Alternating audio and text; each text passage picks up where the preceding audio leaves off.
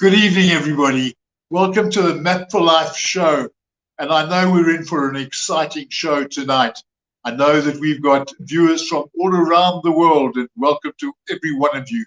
And tonight it's a special edition.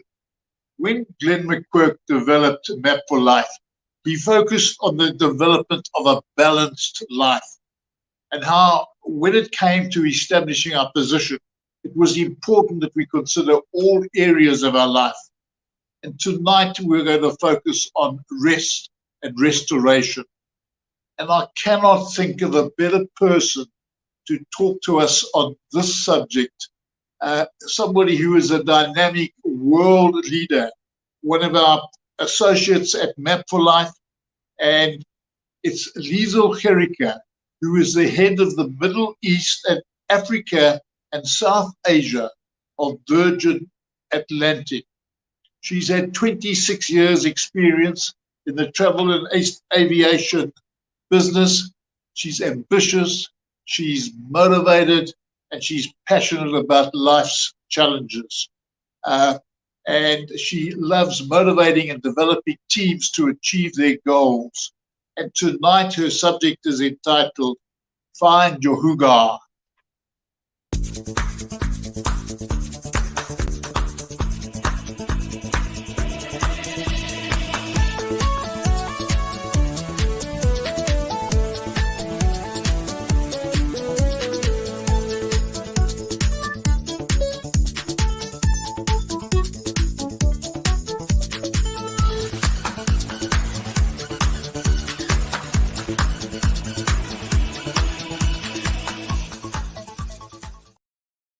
This week, literally was on Sunday thinking, what are we going to talk about this week? And for those of you who have your map journals, I don't actually have mine on my desk, it's on my desk over there, but you will know when we approach living a life of purpose, we find alignment and balance in 8 life areas. And one of the life areas is called rest and restoration. Okay, and it's actually one that a lot of us fail in because we don't give ourselves permission to rest.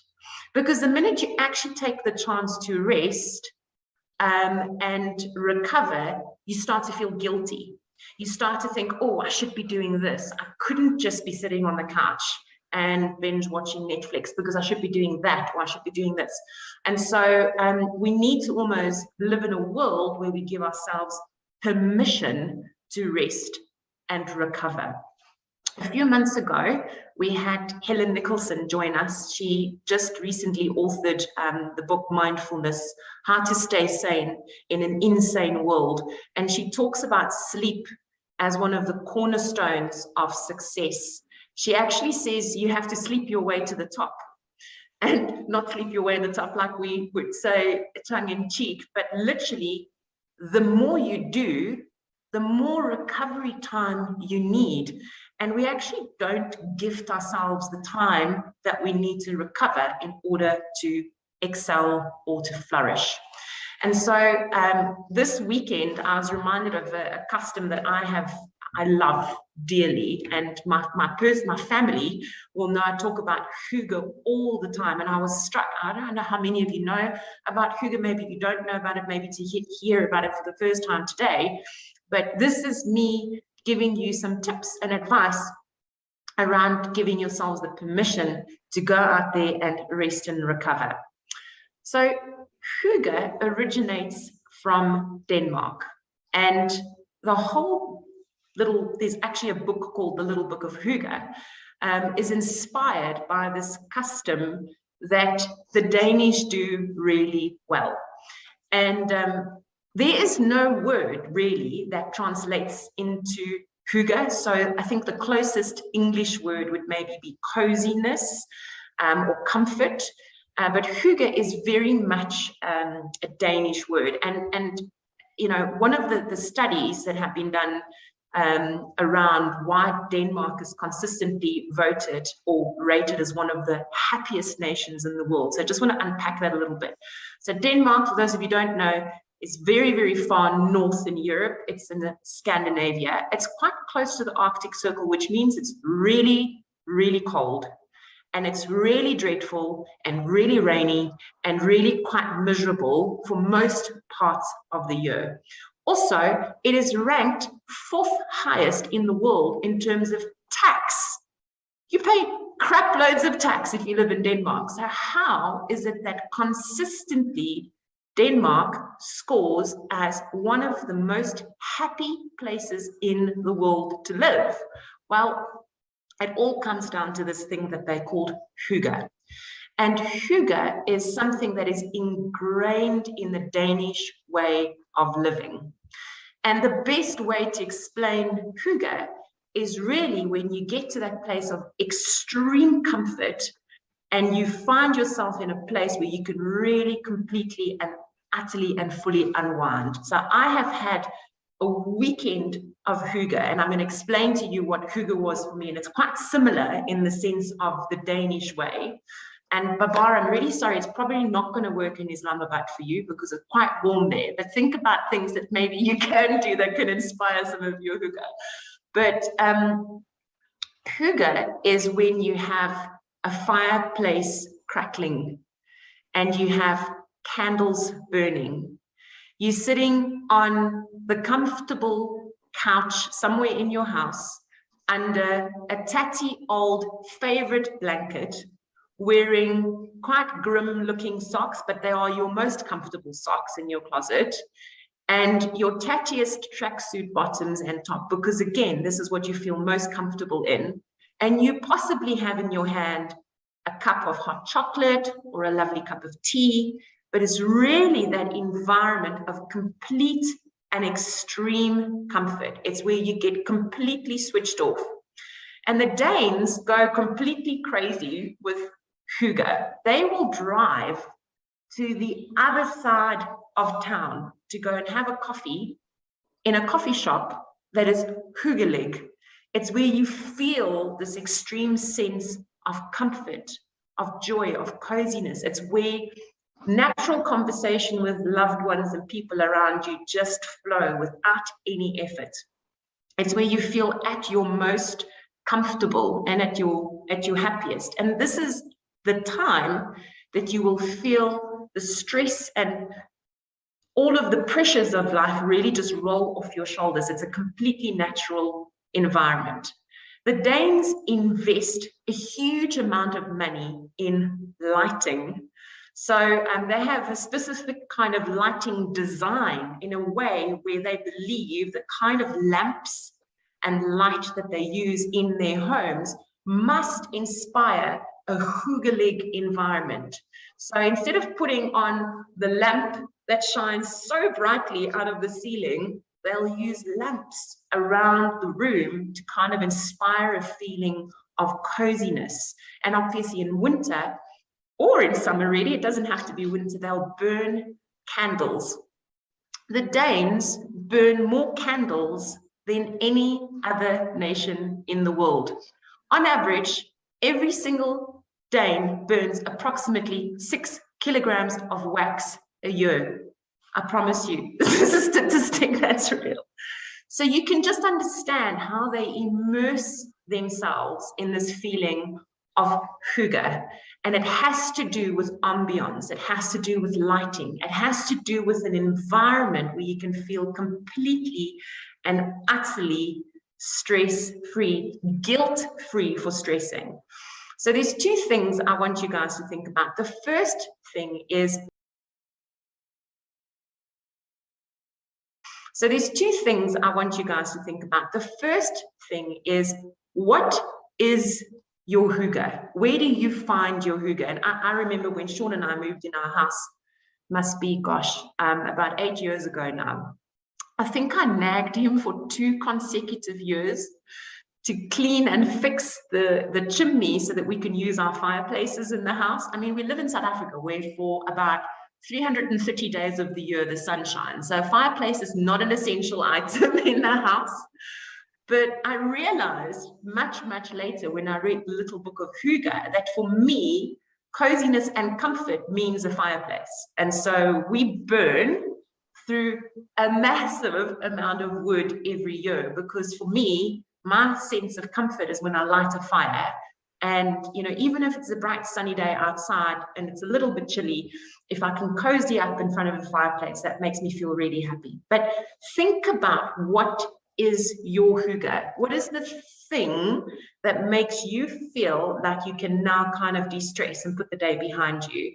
I know for Nicola, it's a good cup of tea, right? Yes, yes, yes. So what is that thing? Oh, she's got a cup of tea in her hand. So what is that thing that you do, or the combination of things that you do, that you find that utter and complete moment of de-stress? And the second thing I want you to think about is, how will you give yourself permission to do this guilt-free? Because most of us cannot rest and relax without feeling guilty, because we're thinking about, oh, I should rather be doing this, and I haven't done that, I haven't sorted that. And so the first thing, I know I do this, the first thing that I do when I start and I kind of take a little bit of self-care is my head starts to run through to-do lists. It's all it does. It's like, you've got to do this, you've got to do this, you've got to do this, you've got to do this. And so this weekend, this past weekend, I gave myself permission to just rest, completely and utterly removed from anyone. I was completely home alone. My kids went off away for the weekend, husband's overseas, and I just sat in front of the fireplace. I had a couple of naps. I binged watched a bit of Netflix. I read a book. I burned through 2 bags of wood. Sorry, babe, but we need to buy some more wood. But that's what I did. I gave myself the permission to do that. And so now I'm feeling invigorated. I'm feeling rested, and I'm feeling so good for what is ahead.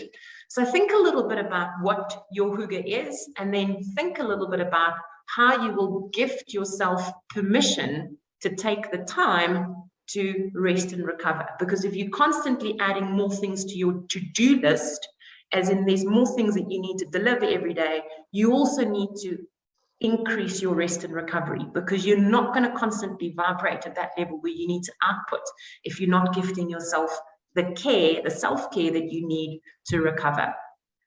So that's a little short message for today. I don't know if ever anyone has heard of hygge. I know some of you would have heard it because I probably would have told you about it. But if you've never heard about it before, I do encourage you to go and read up on it. There's a book called The Little Book of Hygge. It gives you all of the backstory of how the Danes came up with the concept, what it means for their nation, and how they believe it. That is the cornerstone of the Danish heritage, and thus also the cornerstone of how they are consistently one of the happiest nations in the world. And if it, if it doesn't work for you, then you're not doing it right. So find the combination of things that you're going to do to go out there and rest and recover. But I'm going to open the floor. I don't know if anyone else of you have hygge practices that you take on board, and I'll leave it with you there. But it was just, that was what inspired my thinking for today. So I'm hoping that you guys are scheduling some rest and restoration in your diaries. Actually, from that book I was reading, Mastering Your Inner Mean Girl, that you probably remember Lee and I chatting about on Map for Life, she actually says create a menu for yourself. So whatever it is that makes you feel sort of hygge, cup of tea, read your book, meditate, journal, write a letter to yourself, whatever it might be. Actually create a little menu, and then every now and again when you feel like, you know, the anxiety is creeping up or you're feeling a bit overwhelmed, take a minute, go to your menu, pick something out and do a task that's on your menu. So I've adapted that as well. So this weekend I spent quite a lot of time also, much like yourself, just rest and restoration, and I actually picked a few items from there and finished off a book and started a new one and did some journaling, and yeah, that just makes me very calm. Thank you for sharing that. Actually, I've always been fascinated by right? Because I know that the Scandinavian is one of the most expensive cities to live in, or the countries to live in. But I mean, constantly I read reports that, they're the happiest people, and really I've always followed up on that as to really what's happening in those countries. And it's really nice to know, this amazing mantra that they have. I think with me personally, it's the guilt part of it. I know what my hygge is, but it's just the guilt part of it. And my wife doesn't help because she makes me feel guilty about it as well. Because I start doing those things, she's like, no, we can't be doing that. No. So, but it's really interesting topic to ponder on for the week as well. Kirsty, how do we know if we're filling our hygge quotient rather than being lazy and Oh, that's a good one. How do we know if we're filling our hygge quotient rather than being lazy and procrastinating? So, yeah, I don't know. The procrastinating bit, that's the sneaky one. So lazy, not so much, but the procrastinating. If you want to do the hygge whenever there's a particular task or a particular thing that you've got to get done, maybe it's like, oh no, maybe I should just hygge. I'll ignore my phone and pour a glass of wine and put my feet up and like numb with Netflix, versus that's rest and restoration rather than procrastination off of something you should be doing. I mean, you are very similar to me in that we plan our lives. So I think if you can kind of look at your diary and you gift yourself the planned hygge time, it's giving yourself the permission. Like I'm gifting myself the opportunity now just to recover. And then obviously the things that you have on your to-do list, it's gift yourself the actual time to do the items that you've maybe been procrastinating doing. Oh my gosh, I must tell you, one of the things I've been procrastinating on is putting in an insurance claim.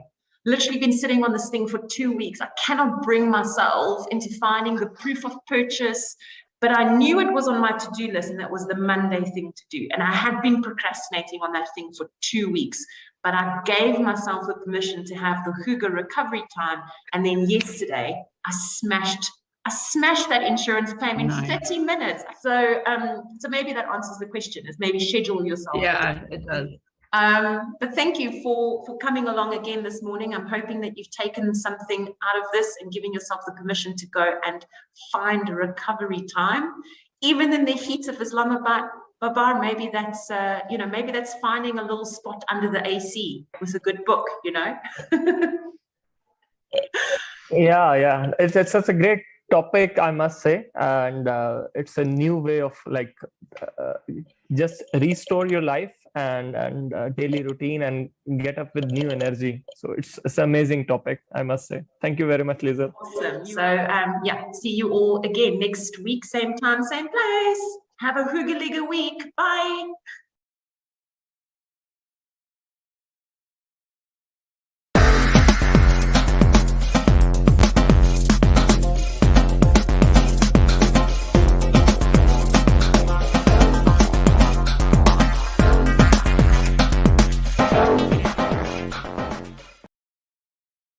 Wasn't that wonderful? And do you schedule hygge time for yourself? And what for me was so wonderful there was listening to Liezl chat and explain to a group of people what she means by hygge time. And then we saw her interacting with people from around the world and just them sharing some of their things that they do to rest and restore themselves. Just as an aside, Liezl is a real motivated person, and one of her passions is almost the opposite to what she spoke about at hygge time. She is into doing trails, and right now this recording was actually pre-recorded. She is over on the Florida Keys and she's walking the Keys Trail, and that's part of her rest and restoration. And I think that's something that we will be talking about a little bit further in our panel discussion. And we have a wonderful panel tonight. We've got somebody from Pretoria, somebody from the East Rand of Gauteng, and then we've got Murad from Cairo. And I'll be very interested to hear what they do in Cairo to rest and restoration. So team, welcome. And I'd just love to hear your comments. Terence, you're up top the corner. Would you like to kick off? Yeah, thanks. Thanks, Peter. I think for me, the talk that Liezl gave was excellent. In fact, it was filled with so many practical ways of, first of all, what Hygge is, what restoration can look like, and also gave some practical examples of how we can move forward. For me, what I find most difficult is just scheduling that time. I know I need it, but scheduling that time, somebody meant guilt, etc. I find it extremely difficult. But I'm sure you'll come to the whole question of what our personal Hygges are, and I'll answer that question when you do ask. I will do. Murat, when we talk about sitting around a fire and wrapped up in warm blankets, what do you do in Cairo? Well, it's we get an air conditioner instead. We have a chimney with an air conditioner. No, we don't really need that. We have a good sun, and that's far than enough for warm weather. But usually a good conversation with with the loved ones is a place where we can really find our comfort. So this is one practice that we do. As well, going out for a walk by the Nile or having a Nile cruise is one of the things that we do to unwind. Yes. Nile cruise, yeah. Wonderful. Now, just on the rest and restoration, some of us actually go a little further and do things. For myself, actually, I enjoy very much going to Silent Night by this. Sorry? You're breaking up there slightly. Sorry, I didn't get that. No, the audio is not really good. It keeps on disconnecting. Now, one of the things that I do is spend time in the bush. Now, Jaap, you and I have spoken about your 10 camp or 10 camps. And do you see your 10 camps as part of restoration, or is it a combination of rest and restoration and a time for other things? Would you like to tell us just a little bit about your 10 camps, what it means to you? Yeah, thank you, Peter. Yeah, it was indeed a very inspiring talk. And I think maybe the key element I don't have in my plan was the permission side. And I think that's one of the learnings. But the whole 10 camp concept came about in terms of how do you recalibrate in terms of your purpose. And in essence, what the 10 camp was is that I've scheduled 10 scheduled events of camping in the bush, where exactly the purpose was to break emptiness, free from distractions, free from media. And that emptiness, I then started filling with building blocks like the fireside, the nature. So you fill it with things that is very specific and there in the moment, and get all the stuff out that clutters your mind. And that idea of creating the emptiness or the clarity of thinking enables me to then rebuild or reconsider the building blocks in terms of my life. And these are things affirming my foundation.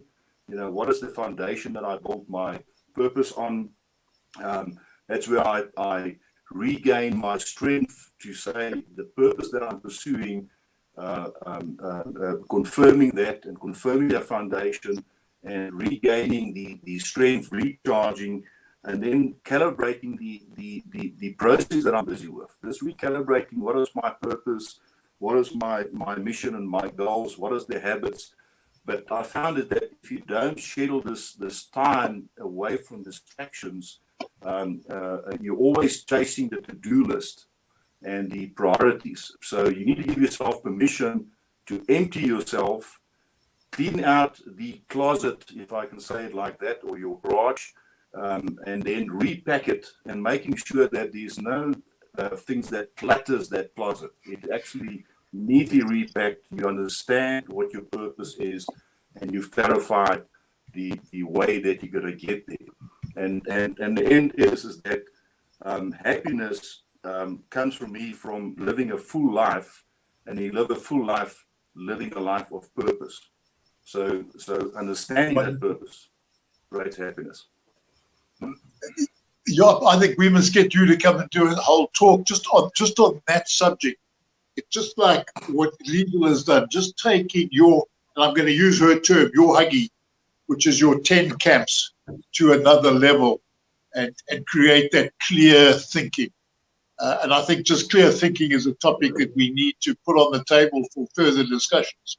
Terence, would you like to enlarge on that thought? Yeah, no, absolutely.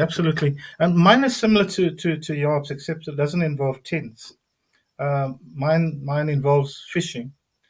Fishing is something I really love, and I have no problem with going out to a dam, my favorite dam, with a camp chair, set up my equipment, cast my rod into the dam, into the waters, and just sit there and rest.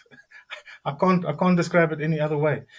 I think for me that the whole action activity of fishing allows me to do, as Jaap said, rethink, recalibrate, reassess, and the fact that I'm alone and I'm in nature, I love it. If I don't catch fish, and my wife always reminds me that I've been fishing for years, but she's never seen evidence of it. It doesn't matter. It's just the activity of being there. But I think, like Liezl said, like Jaap said as well, the challenge I have is actually, giving myself permission for that, and it's actually scheduling it. And I've just made a note here that that's exactly what I'm going to do. I'm going to, write down the times that I am indeed going to go fishing, and I'll make a point of going fishing on that particular day for that particular time.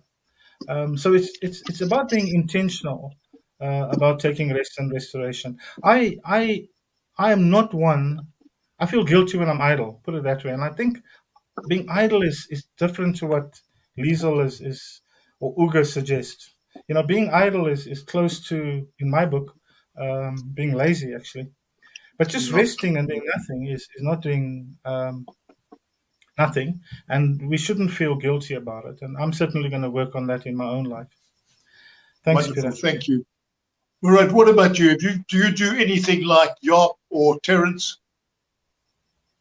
For me, it's a daily practice. It's about prayer, having a conversation, reflecting my thoughts in the prayer. Having this kind of quality downtime or quiet time is really hard to make me again to have the refocus, to have the clarity of mind, as well to have the peacefulness. One thing that is, I took some time until I can say I'm able to do it a little bit better, which is to turn off my thoughts. Because the moment I keep on silent, the more I have ideas in my mind. And then if I stop at every idea, analyze it, then my brain is even getting more busier. But then the other way around of just quietening the thoughts and not giving attention to every thought that just pumps in my mind helps me to get into this zone of rest. And then it's complemented by prayer. So this is one thing that I do as well. Wonderful, wonderful. And I think it's so important to have that quality time.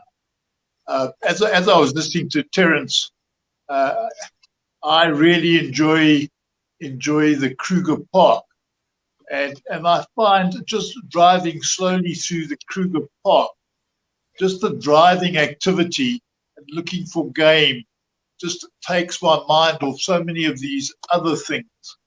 It creates that almost that emptiness and connecting body and soul with nature, and allowing nature to sort of refuel me. My daily morning practices also feature this, and I think the question of daily exercise. plays a part in this sort of time. But I do know that for so many of us involved in Map for Life, we're passionate about making an impact in the world, and we have difficulty with this very thing, that we do find ourselves confronted with the challenge of saying, I've got so much to do, and there's so little time to do it. And we can fall into the trap, and I certainly fall into the trap of neglecting this area of my life. And I'm just looking for ways of trying to reinforce what Liezl has said to us that we need. And the first thing is not to feel guilty about taking time out like this. Jaap, would you like to add to that statement? Yes, I think the thought that comes up is the difference between being idle and having a real rest and restoration process is rest with purpose. And there's a big difference, because the one is that where you've got no purpose. I call it, in terms of my camping process, a lot of friends invited me for camping trips. And I actually had to say, I don't camp, I do tent camp. And tent camp is rest with purpose. Because the sense there is that your days are numbered, you've got limited time. How will you actually plan to use this limited time to the best of the ability? And therefore you need this rest with purpose to make sure that you calibrate yourself effectively in terms of this. And I came up with the camping example is that most people camp in a linear journey. So they rush off to go and see as much as possible. But why do you want to go and see something that your friend also saw? It is no purpose. You just want to tick it off in your box. So as you said, your visit to the Kruger National Park is that journey that you go through. There's a purpose. It restores you. The same with the fishing. That fishing creates a environment where you are aware that you create the silence and the free of distraction in the moment, and that allows your brain to start recalibrating and restoring.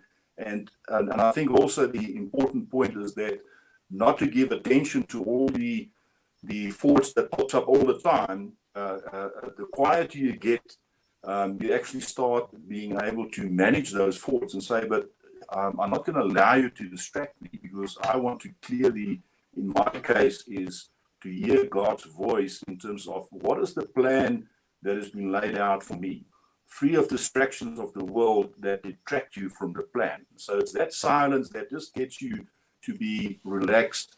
And nature, I find anything in nature, and maybe an aircon will also work, but the nature specifically just reminds me in terms of how great life that we have here is, and what a blessing it is, and also the awareness that days are numbered. We cannot waste time in terms of not pursuing our purpose. That's just allied to rest and restoration is a question of journaling. And I love it when I'm in these places and I have got pen and paper with me, and I capture some of my thoughts. I'd like to hear some thoughts on that.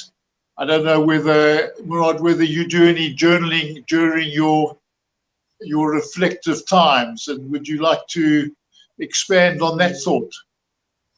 Yeah, absolutely. Actually, if I don't do journaling, I kind of feel that I'm losing track, or I can't reach this peaceful and comfort zone if I don't put my thoughts on a paper, especially the few thoughts that keeps on pressing and keeps on showing into my mind. When I just put them on paper and think about them, I kind of feel like liberated in a way.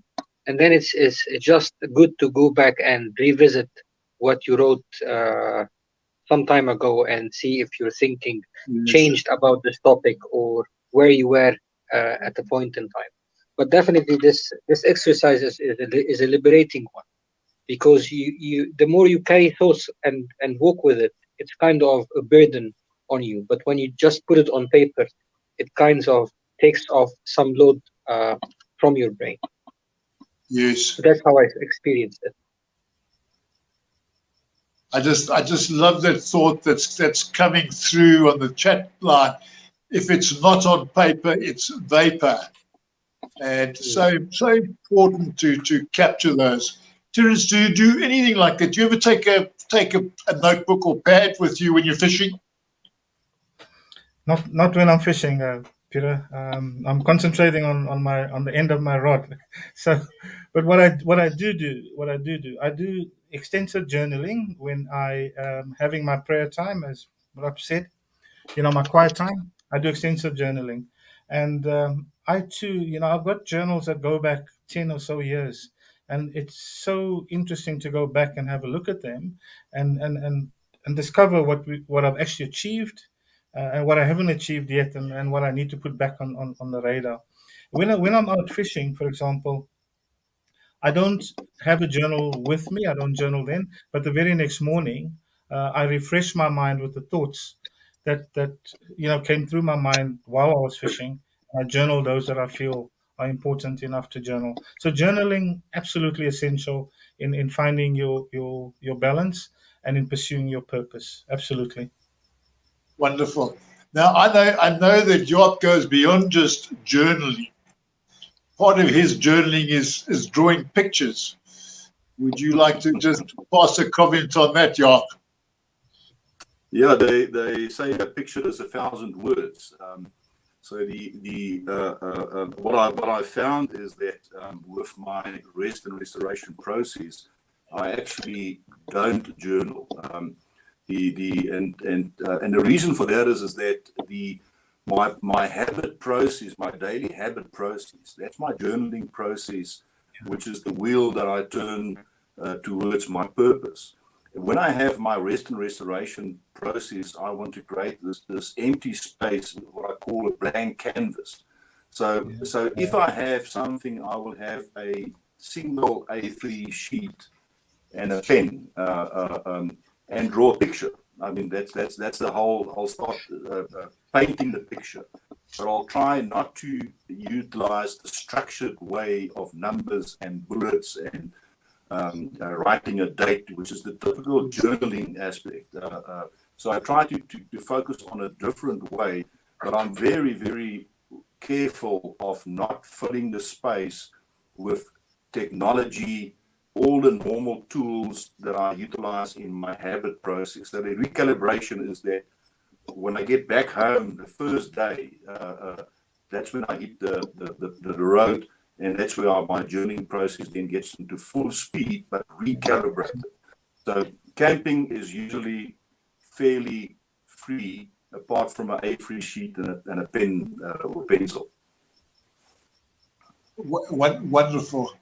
Now, whilst we're talking about rest and restoration, and I'm now thinking from a pure physical point of view, and I'm thinking about playing competitive sport and the like, and how an essential part of physical fitness is this rest and restoration, and things like going for massages and that sort of treatment. Would anybody like to pass comment on those things? I don't know whether bowlers get to that stage that you need to have a massage after a game of bowls. No, absolutely. Yeah. In fact, I was going to mention that that I'm a keen bowls player, and I use bowls to empty my mind of all the distractions, as we've been talking about, and just focus on the game. It's not about my career, it's not about my finances anymore. It's just about the game. So I think for me, the importance for rest and restoration is to get that balance across all three aspects of our being: mind, body, and soul. And if we can do that in a balanced way, then we reach the true depths of rest and restoration. And physical is just as important as the mental, as well as the the spiritual, the soul component of it. So for me, that I find bowls so therapeutic that when I'm finished playing bowls, I'm physically a bit stiff and tired, but the other aspects of my being, my brain and my spirits are uplifted. I'm just feeling so relaxed in those. And then, when I do my meditation, my prayer meditation, obviously there's no physical work there, but then also mentally and spiritually is those muscles are being worked, to get me to that state of balance. So yeah, absolutely, I believe in physical thing. The older we get, the more we must exercise. It's difficult. Absolutely, balance across body, mind, and soul. Wonderful, thank you. I have a feeling that we've lost one of our panelists, and so I think it's time to say thank you to the panel. Thank you, Murat, Terence, Jaap. And I think for those of you out listening, it is important to design time for rest and restoration and not to feel guilty about it. Your mind, body, spirit, soul need this time, and we need to restore ourselves so that we can go out and win the battle. So thank you all. Until next week, have a wonderful time. God bless.